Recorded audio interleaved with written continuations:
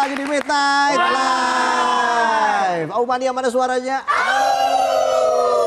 Sudah hadir Anggis Devaki di Midnight Live. Halo. Apa kabar? Baik. Anggis, kita ajak begadang dulu ya hari ini. Ya. Bareng penonton rame pasti happy kok pokoknya. Jadi Anggis ini udah mulai nyanyi dari usianya masih muda banget. Dari usia berapa Anggis? Kalau nggak salah 10 tahun sih. 10 tahun. Iya. Ikut Kelas 6 lomba-lomba.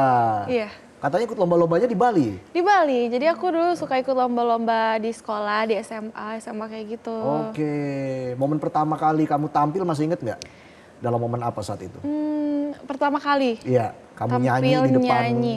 publik. Itu kayak aku kelas 4 SD waktu itu nyanyi di perpisahan sekolah SD aku. Oke. Nah waktu itu aku nyanyi buat ngiringin adikku lagi main drum waktu itu. Seingatku itu yang pertama kali banget. Tapi aku belum start les nyanyi waktu itu. Jadi emang cuma sekedar nyanyi-nyanyi aja gitu. Siapa yang mendorong kamu untuk nyanyi pertama kali? Sebenarnya nggak ada yang dorong. Tapi mama papa itu udah ngeliat gitu loh dari awal. Kayak ini kayaknya anaknya bisa nyanyi deh. Tapi aku selalu nolak dari dulu. Kayak aku takut. Les nyanyi serem gak sih gitu, takut gurunya tuh kayak galak deh. Udah overthink sejak dini sih aku. Tapi kamu pemalu ya kayaknya ya? Dulu, dulu ya? Sekarang masih kayak Sama kayak penonton dong? iya, malu banget. Iya, malu-maluin. Jadi Anggis ini pernah ikut The Voice Kids, Yes. sampai Indonesian Idol. Mana yang paling mengubah mental kamu dari dua ajang ini?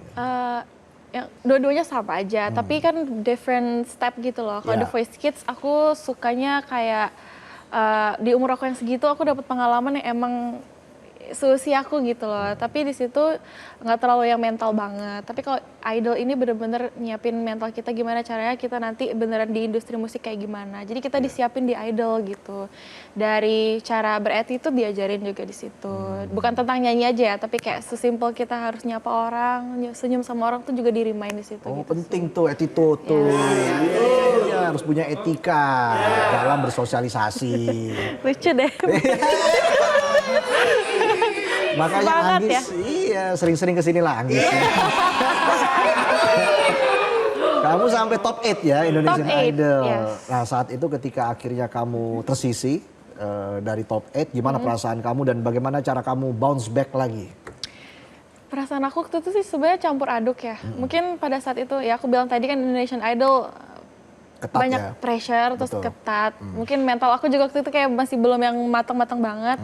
Tapi aku sangat belajar dari itu. Tapi pada saat itu aku kayak mungkin awal-awalnya kan banyak yang ada yang suka sama kita, ada yang nggak suka gitu kan. Jadi nah salahnya aku selalu membacakan yang hate komen gitu loh. Oke. Jadi pikiranku tuh kayak ada yang rasa nggak percaya dirinya waktu itu gitu. Jadi pada saat aku pulang ke pulang apa sih namanya? Iya pulang. Iya pulang balik, Iya. maksudnya keluar dari idol di top Iya. 8, itu aku ngerasa ada leganya, tapi ada sedihnya juga gitu. Tapi kayak Oke. campur aduk gitu loh, bukan yang happy banget, sedih tapi kayak bingung aja waktu itu. Suka kepikiran kamu ya kalau ada hal-hal yang mengganggu seperti itu, Iya, overthinking. aku overthink parah Oke. anaknya. Dan nggak selesai dalam satu hari tuh. Kadang nggak. Oke, bisa berlarut-larut Iya. seperti itu. Nah, yang penting kamu bisa bangkit, intinya seperti itu. Karena setelah itu kamu merilis lagu Bodoh bersama Mario Geklau. Iya. Wow, gimana perasaannya saat itu?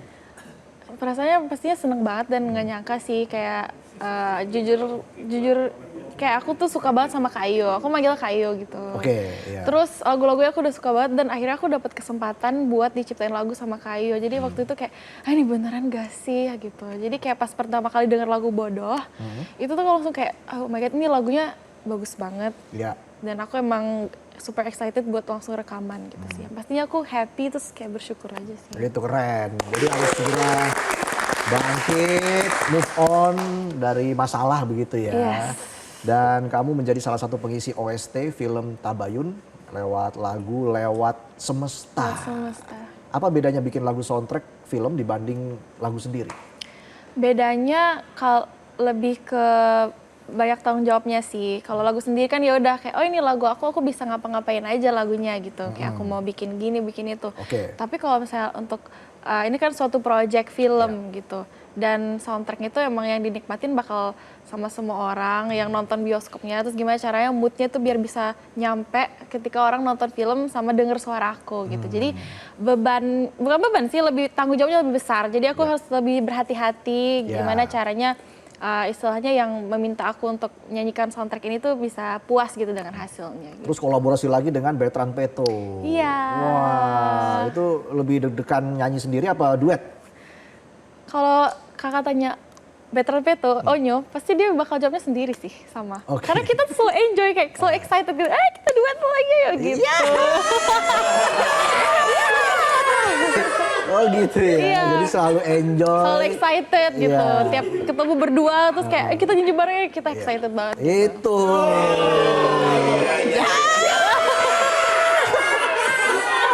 Nah, di akhir 2025 kamu rilis album pop pertama, Devaki. Iya. Kenapa judulnya pakai nama kamu sendiri? Karena mostly cerita-ceritanya itu emang pengalaman aku sendiri gitu. Walaupun di dalam lagunya itu bukan ciptaan aku semua, ada beberapa kolaborasi sama penulis-penulis lain. Tapi emang misalnya Mario Gekko nulis ya tentang kisahku gitu. Oke. Jadi emang cerita tentang kisah aku yang pernah aku alami lah dulu-dulu gitu. Aku kumpul-kumpulin aja. Ada nggak cerita yang paling horor yang pernah kamu alami? Di ghosting mantan misalnya. Apa ya? Sebenarnya udah basi sih. Iya. Lu basi, udah move on aja. Adalah dulu. Ya udah pacaran lama gitu lah. Terus akhirnya ya udah ditinggalkan. Makanya ada judul lagu Kisah Tanpa Dirimu waktu itu gitu. Oke. Kamu ditinggalkan. Susah ya. Kan ada lagu-lagu baru, Menua Bersama. Iya. Lalu Iman Tak Restui. Bertahan atau Menyerah. Mana yang paling personal buat kamu? Personal. Yang benar-benar paling, nih lagu gue banget nih. Dari lagu baru itu? Iya. Ada nggak? Aduh, boleh ya ngomong gini. Yang paling personal sebenarnya Iman Tak Restui. Oke. Iya. Ya sudah cukup sampai di situ. Iya. Tapi special fun fact-nya, ini Iman Tak Restui sama Menua Bersama tuh yang ciptain pasangan aku. Soalnya dia musisi juga, dia suka ciptain lagu. Jadi di album aku dia juga nulis 2 lagu. Oke. Jadi ketika menyanyikan tuh gimana tuh? Perasaannya kan pasti atau kamu ya udahlah, gitu saya udah move on. Enggak, soalnya dia ciptainnya kan Iman Tak Restui sama Menua Bersama. Menua Bersama kan happy-happy lah tentang kita. Kalau Iman Tak Restui itu juga tentang kita. Oh iya. Cukup sampai Kenapa situ langsung aja. gitu sih? Biasa penonton kan. Iya. Ada pengalaman juga kayaknya. Nah, ternyata Anggis ini juga punya brand fashion. Waduh. Namanya Gisu. Oh my God, thank you loh. Kok bisa kepikiran nyemplung ke dunia fashion gitu? Karena kan emang aku anaknya suka OOTD-an gitu. Aku suka yang kayak mix and match outfit gitu. Terus aku suka posting-posting di Instagram.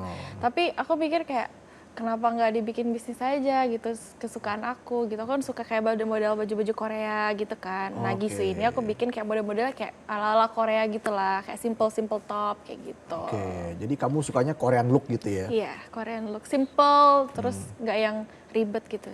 Oke, suka banget kamu sama drama-drama Korea?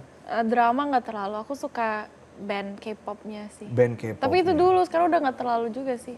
Aku suka BTS dulu. BTS? Iya. Pernah kesini kan BTS? BTS? Iya. Pernah gak sih BTS? Pernah ya? Pernah gak sih? Pernah ya? Amin. Keren itu. Iya, dan kamu sekarang siapa? Influence musik kamu siapa sekarang? Siapa ya? Semuanya sih, tapi yang sering aku dengerin sekarang Raisa. Oke. Aku suka Raisa dari dulu sih sebenarnya. Aku suka karyanya. Terus aku juga suka Tulus. Karena dia juga pernah jadi coach aku di The Voice Kids. Oh ya? Wow. Dia coach aku. Gimana rasanya langsung dididik oleh seorang Tulus? Rasanya gak nyangka. Terus karena kita tuh waktu aku The Voice beneran diajarin sama Tulusnya langsung. Kayak aku benar-benar diajarin nyanyi sama dia langsung. Jadi kayak tahu dia secara personally. Terus kayak emang latihannya bener-bener sama dia gitu. Bukan yang kayak cuma tim Tulus. Tapi yang ngajar beda gitu, itu beneran dia. Jadi kayak wow gini ya. Terus banyak banget ilmu yang aku bisa dapat dari kayak cara pegang mic aja diajarin loh. Sama Tulus. Cara pegang mic tuh ada ilmunya. Iya. Dipegang, jaraknya segini nih. Habis itu lo voice over. Itu kalau di TV itu ya. Kalau nyanyi beda lagi ya. Tapi memang ya banyak teknik lah ya dalam tarik suara ya. Tarik suara, iya. Lebih ribet ngurus lagu atau ngurus brand fashion? Buat kamu? Beda sih. Beda ini apa sih namanya, beda proses gitu. Tapi sama-sama ribet dua-duanya. Apa yang bikin kamu ribet? Yang paling bikin kamu ribet? Kalau misalnya lagu itu kan aku harus maksudnya saring-saring dulu yang mana yang bagus lagunya buat dikeluarin duluan gitu kan, aku harus ada song banknya juga gitu. Jadi kayak aku stok banyak lagu, terus aku ada workshopnya, proses workshop, terus bikin musik, terus rekaman, habis itu music video gitu. Jadi banyak stepnya gitu. Kalau Gisu brand fashion aku ya pastinya dari desain, terus kayak jahitnya kayak gimana, terus pakai kain apa yang bagus gitu. Jadi kayak emang sama-sama ribet tapi prosesnya menyenangkan gitu. Iya, itu yang penting ya. Iya. Yang penting ya, kamu jalannya kamu suka. Tapi aku enjoy. Iya, kayak penonton passionnya hahehe ya. Ya ketawa-ketawa aja di sini kita malam-malam ya. Kamu juga punya fanbase namanya Anggis Lova. Iya, Anggis Lova. Seberapa dekat kamu dengan Anggis Lova dan apa yang ingin kamu sampaikan kepada Anggis Lova saat ini? Seberapa dekat ya pastinya deket banget karena emang setiap aku nyanyi pasti mereka tuh selalu ada buat nontonin aku, dan itu yang aku butuh sih sebenarnya. Kayak yang penting ada mereka, aku ngerasa kayak aman, ada yang nonton gitu, ada yang support aku gitu. Jadi kayak emang sedekat itu. Terus aku juga suka kayak balas-balasin mereka di DM gitu, kayak reply-reply gitu juga, terus repost-repost juga. Jadi kayak emang suka berinteraksi sering sih gitu. Sering banget berinteraksi ya. Iya. Dan ada rencana dengan kolaborasi dengan siapa gitu yang menjadi impian kamu selama ini? Impian aku pengen kolaborasi sama idola-idola aku kayak tadi Tulus, Raisa. Terus aku juga pengen kayaknya penasaran kalau bisa sama Adrian Halif. Aku suka lagunya juga. Gitu. Dan kita akan langsung mendengarkan suara emas dari Anggis Devaki. Silakan Anggis bersiap-siap di tengah panggung di sini. Dan tentunya kita juga ingin bertanya soal harapan kamu di tahun 2026, baik itu karir kamu, apapun itu selama tahun 2026, atau mungkin jangka panjangnya seperti apa impian kamu? Harapan aku yang pastinya di tahun 2026 semoga aku bisa dilancarkan di dalam bermusik. Terus pendengar aku semakin banyak yang dengerin lagunya. Terus pokoknya berkah lah buat kita semua di tahun ini. Amin. Langsung saja ini dia Anggis Devaki.